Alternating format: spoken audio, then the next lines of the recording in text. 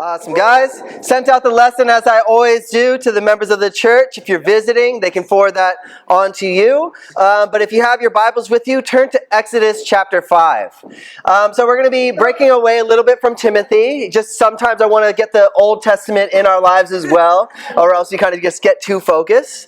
But I'm going to jump straight into it. My title of my lesson is Victory Through Perseverance. Perseverance, though, is one of those words where right when you hear it, you think, this is going to hurt. Yeah. Right? You don't persevere through things you enjoy. It doesn't work that way. Right? It's kind of like when somebody in the church, they come up to you and say, hey, can I give you some encouragement? Rarely does it feel encouraging sometimes, right? Your hair's messed up or whatever it is. Obviously, it's to empower people.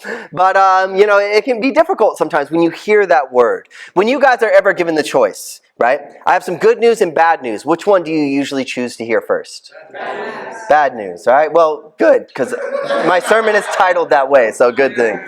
But we go like, okay, give me the bad news because it's difficult, but I want to end it off good. And it's the same thing. Perseverance is one of those things. But right when you hear it, it's going to be bad news. It's gonna take some pain. It's going to go through some suffering. There's going to be a fight on your hand. But hopefully at the end, there is some good news. Perseverance is also one of those words, right when you hear it, you think, this is going to take a while. It's not going to be something that's going to be quick, right? I've learned a lot about timing, that we're not all on the same time at times, right? You hear things like African time, right? When I was in Samoa, there was something called Islander time. And that is a whole nother realm, dimension. So sometimes people will say, oh, I'll be there in 10 minutes, and they're there in an hour, right? This straight up happened where I was sitting with a friend. His name was Chris. And we called up the person that we were going to be having a meeting with, a Bible study. And I call him, and he says, oh, man, I'm there. I'm with Chris right now. I look at Chris. I'm like, no, you're not. I'm here. He means, I'm going to be there soon. I was like, this guy. Like, Islander time was like straight up, they believe that they're there when they weren't. I thought, this is crazy. But again, it's like our timing can be off, especially with perseverance. Somebody goes, I'm willing to persevere. But are you really willing to persevere in God's timing or your own? Right? Have you ever had somebody say, oh, I'll be there in 2 seconds? And how do some of us who are immature respond? 1, 2, 3, right? We do that. Same thing with God. God says, you got to persevere. We start counting down. 1 week, 2 week. Okay, it's done. 3 week. Okay, it's over. Div looks amazing in the tie. I let him borrow it 3 weeks ago. And I've been waiting. But it's okay. He looks good. You can have it now. That's yours from now on. Yeah, it's Div's timing. He's like, long borrow. But at the end of the day, to be honest, this word perseverance, we know it's going to hurt and it's going to take some time. But regardless of how we feel about it, we are going to face choices in our lives where we're going to have to decide, do I continue or do I give up? Do I persevere and find what God has at the end of the road, or am I going to call it quits? Because this decision will ultimately result in defeat, victory, life and death, sometimes spiritually, or love or loss. And so we're going to have to look at this lesson and hopefully view perseverance differently than how we normally do. Again, my title this morning is Victory Through Perseverance. Point number 1, a man who knew the cost. A man who knew the cost. Again, we're in Exodus chapter 5 if you haven't already turned there. We're going to jump straight into this story. So here is Moses, who feels like he materializes out of Egypt's shimmering sands from a 40-year exile being outside of God's nation.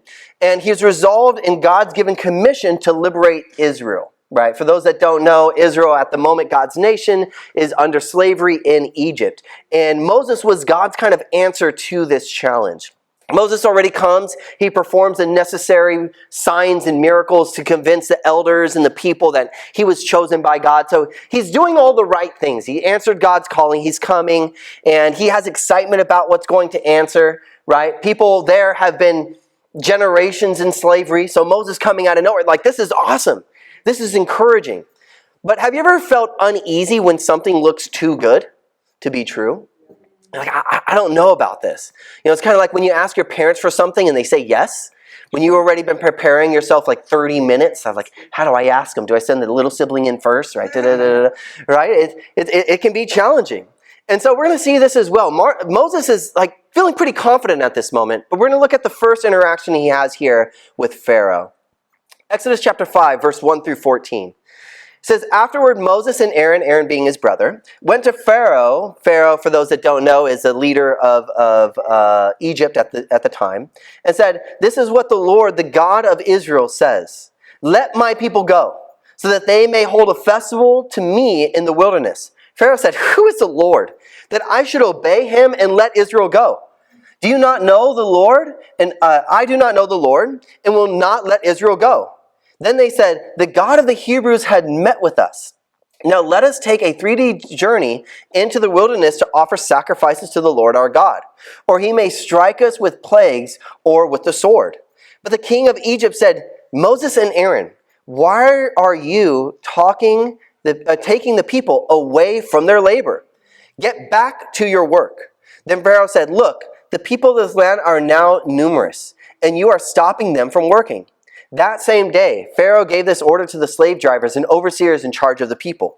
You are no longer to supply the people with straw for making bricks. Let them go and gather their own straw, but require them to make the same number of bricks as before. Don't reduce the quota.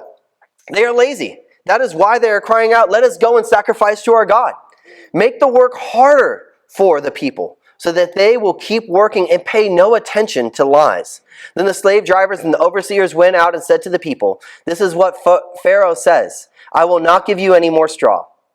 Go and get your own straw, wherever you can find it, but your work will not be reduced at all. So the people scattered all over Egypt to gather stubble, to use for straw. The slave drivers kept pressing them, saying, complete the work required of you for each day, just as when you had straw. And Pharaoh's slave drivers beat the Israelite overseers they had appointed, demanding, why haven't you met your quota of bricks yesterday or today as before? Dropping down to verse 19 through 21. It continues, the Israelites' overseers realized that they were in trouble when they were told, you are not to reduce the number of bricks and required of you for each day. When they left Pharaoh, they found Moses and Aaron waiting to meet them. And they said, may the Lord look on you and judge you. You have made us obnoxious to Pharaoh and his officials and have put a sword in their hands to kill us. Like I said, prior to this, Moses was coming up to Pharaoh like, God has called me. I can do miracles. I can do signs. He goes to Pharaoh and it did not go as planned. Right? Kind of like that time you ask your family for something and you're like, oh, this is going to be an easy ask. And they say no. Supercharged by success in convincing Israel, Moses and Aaron anticipated a quivering Pharaoh to readily comply with the commands from God. Let my people go. They thought, like, this is going to be easy. God called us. God showed up to me in a burning bush. This is not going to be that hard. But not only not convinced, Pharaoh wasn't even impressed. Not only unaware of Israel's God, he was unconcerned about his demands. He's like, I don't know God, nor do I care what he wants. Unfazed by Israel's plea, now he's hostile to the request. But this isn't right, though. Everything got worse for them, though they were clearly in the right. And that's sometimes where disciples don't like it. I'm clearly in the right. I'm clearly obeying God. And it's not going right for me. It got easier for Pharaoh. He's like, cool, this is awesome. I don't even got to supply them with straw anymore. They can do it themselves.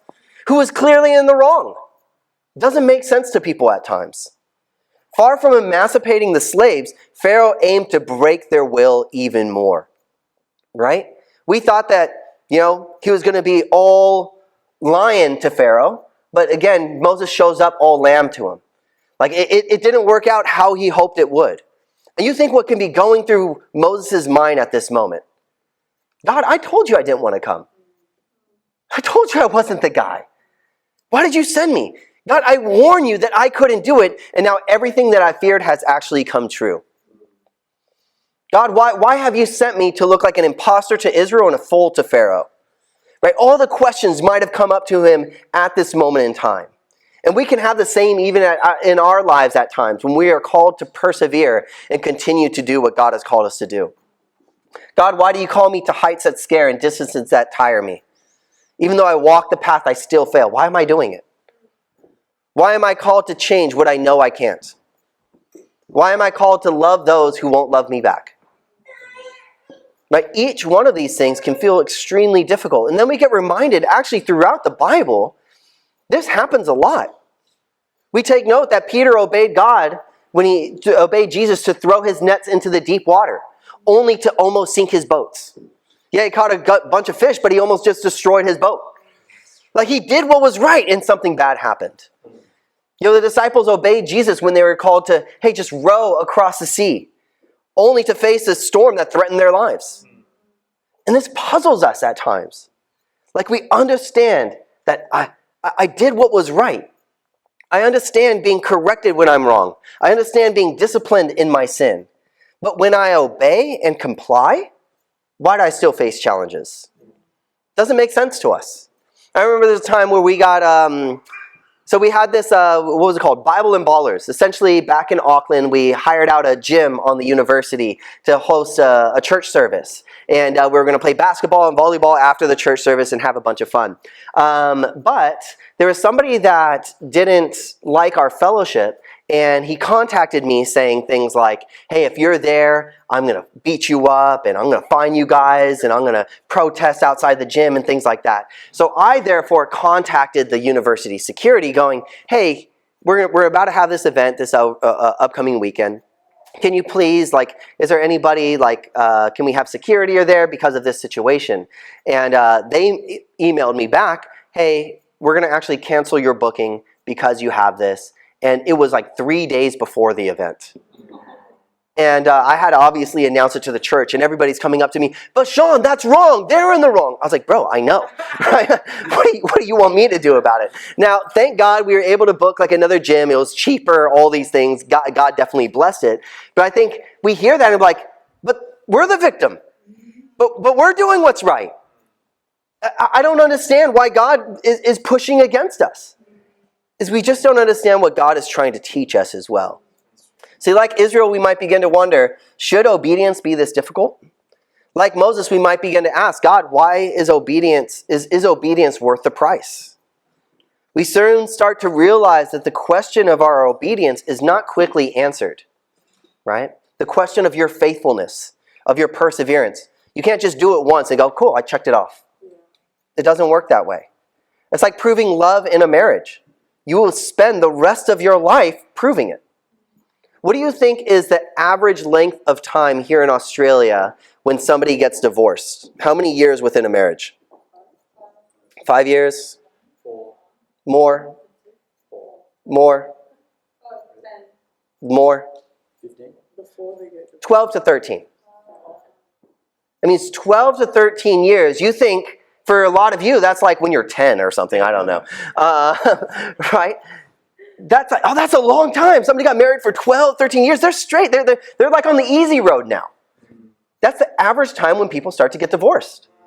That's good. They have to prove their love forever. It's kind of the same thing. You might go and be a part of the church and go, wow, somebody's been a Christian for 5 years? That's a long time. 10 years? That's a long time. It's either you make it to heaven or not. Perseverance isn't just checked off. Right? Same with Moses. He goes there. It's like, Moses, keep going back. My people aren't gone yet. They have not exited Egypt. You keep persevering until it's finished. Right? James chapter 1:12, it teaches us this. Blessed is the one who perseveres under trial, because having stood the test, that person will receive the crown of life that the Lord has promised to those who love him. See, we look at this and go, okay, well, Moses has to persevere. And we look at Pharaoh, and at this point in the stage of the story, we might start to conclude, I would rather be Pharaoh than Moses. That's much easier being Pharaoh. Look at Pharaoh. He's an influence all over the world. He has building programs. He's doing amazing things. Mastery of 2 million slaves. He's kind of doing all right for himself. But don't envy him for too long. You might envy him at this moment, But who wants to be Pharaoh when God marches a devastating death throughout Egypt? Nobody. Who wants to be Pharaoh when, after the Exodus, his personal reputation shattered, his nation stripped of all the gold by slaves? Nobody wants to be Pharaoh then. Who wants to be Pharaoh after the Red Sea? Army swept away in a heap. Nothing's happening. They're singing, they could probably hear it on the opposite shore. Slaves gone. Even Pharaoh don't want to be Pharaoh at that time. Right? So we might be going like, things are difficult and we have to prove, it's kind of like whenever a disciple at times can start to think, well, what does the other life look like? Have you ever thought, like, what if I never became a Christian? To be honest, whenever I think that way, usually it's in times of challenges, but it's very hard for me to picture a good life with me never becoming a Christian.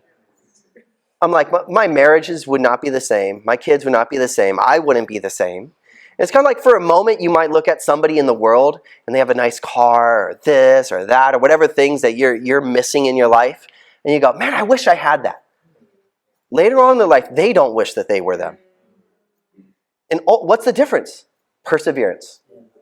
It's simply you persevering. This all proves a biblical principle that I want us to embody. Obedient discipleship costs before it pays. Obedient discipleship costs before it pays. Yes, it's going to hurt when you hear persevere, and it's going to take some time, but it will pay off. Consider Jesus when he told his disciples in Luke 24:26, did not Christ have to suffer these things and then enter his glory? It's like, here's the bad news and good news afterwards. Hebrews 2:12, Jesus, for the joy set before him, he endured the cross. So he had to endure the cross before he got to the joy. Right? All these things, it costs before it pays. All of our pain fails in comparison to the cross, though. Jesus had to face this. Sometimes we think we're indebted to people or motivated by people. Right? The only reason I persevere is because my brothers and sisters around me. And though that might be good motivation. Right? Some people might go, well, I have to come to church because or else somebody's going to miss me. And again, we are a family. We do hopefully encourage each other in that way. But you owe me nothing. Right? We're not indebted to anybody in the church. Right? You don't owe anybody anything in the church other than continue like the debt of love. But outside of that, like you don't have to come for the kingdom. You don't have to come for a person. You do this for God and that being it. We find it hard that goodness is not always quickly rewarded with richness. Like, I'm doing it. I'm sharing my faith. I'm persevering. I'm going after it. Well, again, you have to persevere all the way to the end. We think that stocks should always go up. Sickness is only for the unbelievers. Flat tires is only for the road hogs. Doesn't work that way. See, most are deceived by the question, why do bad things happen to good people? Where in reality, it's that more than the opposite. Bad things always happen to good people. And God actually does that to train you. Right? People ask that question, like, how can it happen? It's like, it happens all the time. And we are at times the recipient of that. Why? Because good people are willing to face the bad in order to get to perfection. We're willing to face what other people are not. The challenges of persecution. The challenges of standing up for our convictions. The challenge that even though nobody else is doing it, we are still going to do it. The price is difficult, but we have to actually learn to love it. We have to learn to love these things. So there's an ongoing challenge for us. Look past the burdens of discipleship to the benefits that they provide. And I'll encourage you. Don't only learn to love what you're purchasing, learn to love the cost. Right?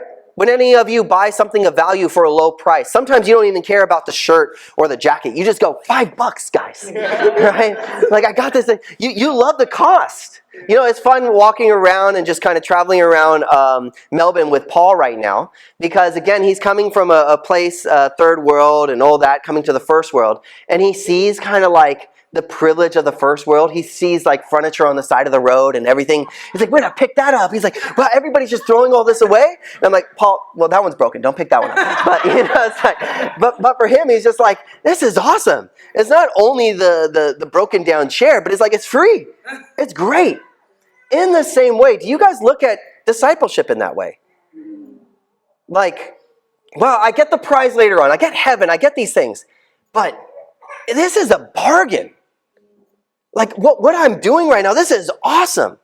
This is encouraging. Like, to be able to get heaven pricelessly through perseverance, that's awesome. Like, there couldn't be a better bargain in the world. Obeying God's will, even though it's hard. Refusing disobedience or compromise, even when it's easy. Like, it gets us past that when we love the cost as well. And though it might be hard, it's going to take some time. Right? 30 seconds doesn't feel long.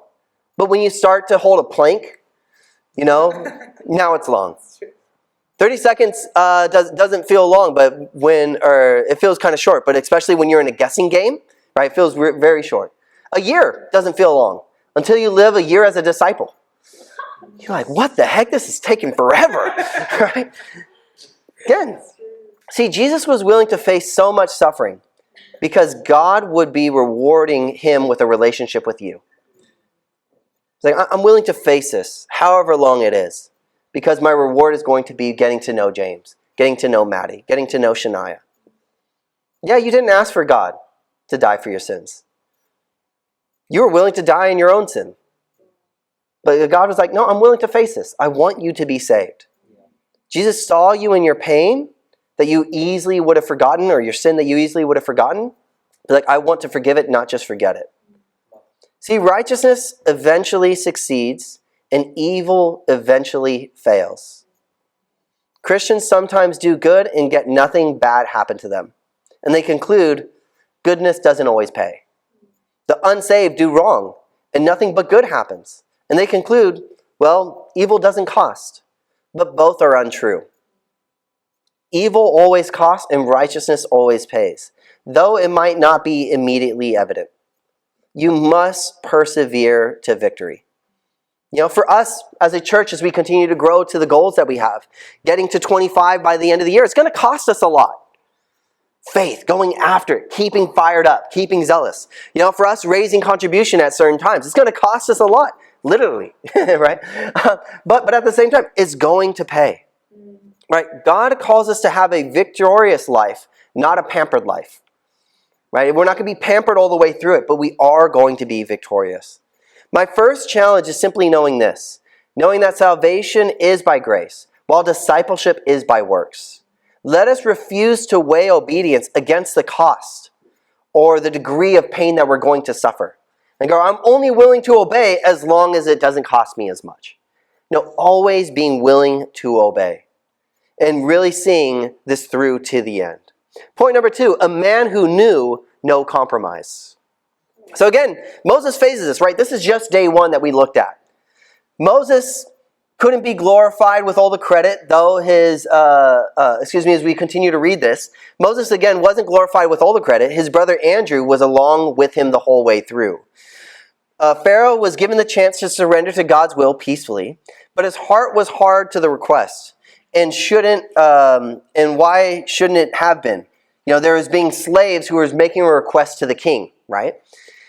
But then the plagues of Egypt come into play. So Pharaoh says no. Moses comes back with his brother Aaron. But I want you to take notice of this. In the beginning, Aaron was actually the one who was speaking to Pharaoh and brought the 4 plagues in the beginning. There's 10 plagues in all. The 4 plagues in the beginning. But Aaron changed the staff to a snake, brought forth the plague of blood, frogs, and gnats. So these were the plagues that Aaron was actually addressing Pharaoh. But by the 4th plague, we start to see a decline in Scripture in Aaron's names in the Scriptures. 20 times his name comes up in the chapter 7 through 8 in Exodus. That's when he was displaying and talking to Pharaoh. But it decreases to 7 times by the end of the plagues.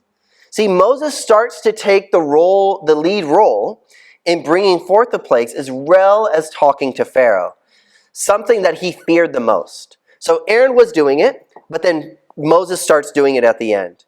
And it teaches us this about perseverance.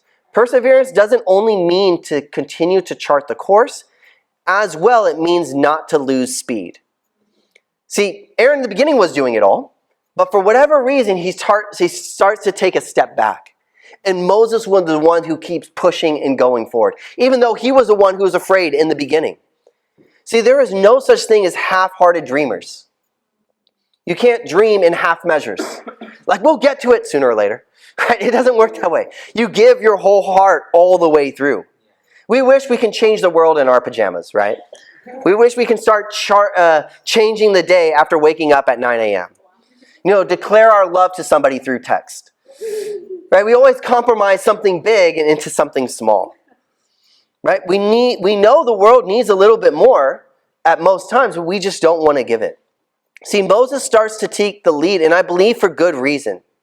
Pharaoh actually starts to budge a little bit throughout these plagues. And he gives the Israelites a little wiggle room to leave. But there's no compromise in Moses. And that's what I love about this. So as we continue Exodus chapter 10, 8 through 11. So it says, Then Moses and Aaron were brought to Pharaoh. Go worship the Lord your God, he said, he being Pharaoh. But tell me who will be going. Moses answered, We will go with our young and our old, with our sons and our daughters, and with our flocks and herds, because we are to celebrate a festival to the Lord. Pharaoh said, The Lord be with you, if I let you go along with your women and children. Clearly you are bent on evil. No, have only the men go and worship the Lord, since that's what you've been asking for. Then Moses and Aaron were driven out of Pharaoh's presence. So we can already see Pharaoh's kind of like, okay, I'll let you go, but only the men. But he changes this a little bit as we go forward, dropping down to verse 24 through 29. Then Pharaoh summoned Moses and said, see, he only summoned Moses this time, not Aaron. Go worship the Lord. Even your women and children may go with you. Only leave your flocks and herds behind you. But Moses said, You must allow us to have sacrifice and burnt offerings to present to the Lord our God. Our livestock must go with us. Not a hoof is to be left behind.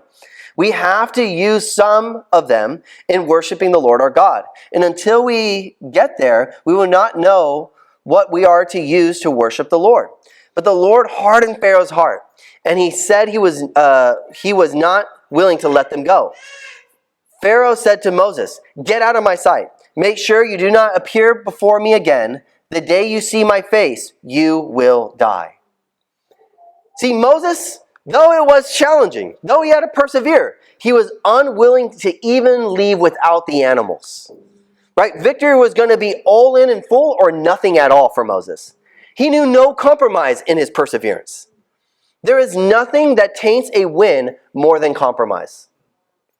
Right? Willing to follow Jesus, but I'm just going to compromise a little bit in my relationship with him. That just ruins everything. There have been a lot of great motivation to compromise. Their freedom. Could you have heard or expect what the conversations would have been when Moses told the slaves that we can't go yet? He'd be like, oh, guys, I'm sorry. This is one of my last meetings with Pharaoh, and he almost let us go. What do you mean he almost let us go?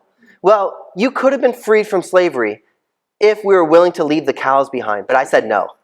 Like, what the heck do you mean, Moses? Like, let's get out of here. Leave the cows, leave the goats, I don't care. But Moses is like, no, we can't compromise. It's everything or nothing. You're like, what is going on, Moses? Let us just get out of here. It's like, only in the details do we start to compromise. For Moses, it was nothing. It's like, nothing. We can't compromise on anything. And we can do that in our discipleship. Do I have to come to every meeting in the body? Do you have to share with everybody?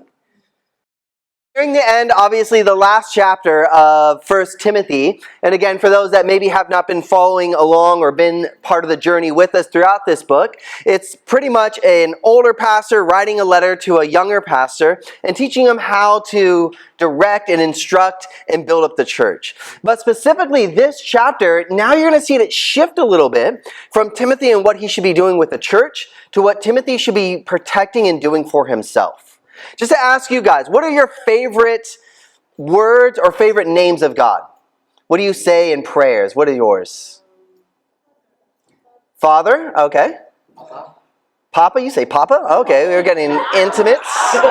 Dad? Did I hear Dad? Oh, okay, no. What do you say? Alpha Omega, okay. There could be Lord Almighty, Sovereign, Lord, right? There can be many, many names of God.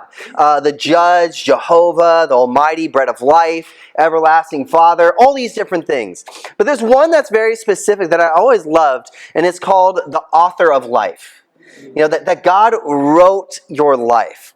You know, he wrote what you were doing, who you are, the characters around you. But at times, have you ever felt like you were living the first draft of your life? Like, God, you should have made some alterations right here, some revisions here, switch up some characters, you know, change the plot, change the environment. And it's because sometimes we get into a point in life where, like, I don't know if I'm doing very good at this. You know, anytime you open up YouTube or something and you look up something as simple as how to cut a tomato, you start to realize that you don't know how to do anything. You know, because the first thing that they'll say, you've been doing it completely wrong. You don't know how to drive, do it this way, right? The whole world is showing you, you don't know what you're doing. But guess what? People might turn to ChatGPT or YouTube or maybe a friend's advice. But the Bible 100% gives us the scriptures and the advice on how to live a good life. And so we're going to see in this last chapter that Paul is going to, instead of be talking about the church at whole, he's going to start now addressing Timothy the man. And going, these are things that Timothy, you as a man of God, need to really start doing in your own walk with God. So my title of my lesson this morning is Flee, Fight, and Be Faithful. Flee, fight, and be faithful. So we're going to jump down in the chapter a bit, 1 Timothy chapter 6, and we're just going to read verse 11 and kind of backtrack a little bit from there. Point number 1 is flee and pursue. So he's talking directly to Timothy here. He says, but you, man of God, you, Timothy, flee from all this and pursue righteousness, godliness, faith, love, endurance, and gentleness. Like I said, Paul instructs Timothy personally to flee, and as you read between verse 2 through about verse 10, he's telling him flee between both things is the love of money and false doctrine. That's essentially what he's telling him. And he uses this word, though, flee, right? People run the fastest when they're either running away from something or running towards a goal. If you think about somebody being chased by somebody else or a dog, that's when they're running the fastest or when they're trying to meet the finish line. You know, when you think of fleeing, like what comes to mind? It's somebody who's running away from a dog, like I said, somebody who's running out of fear, right? I still remember when Chelsea had the chance to house sit for us, and at 12 o'clock at night, she's calling brothers because there's a mouse that she was fleeing, and, you know, we come back, the house is in shambles. No, it was okay. But that's what fleeing is, right? You will never see somebody jogging and think that they're fleeing. You won't confuse the two. You won't see somebody jogging down the street and be like, oh, are they okay? They're just jogging. But when somebody's fleeing, you go, okay, there's something going on in their life. They have a fear. They have something that they're going after. And it talks about here that, well, again, fleeing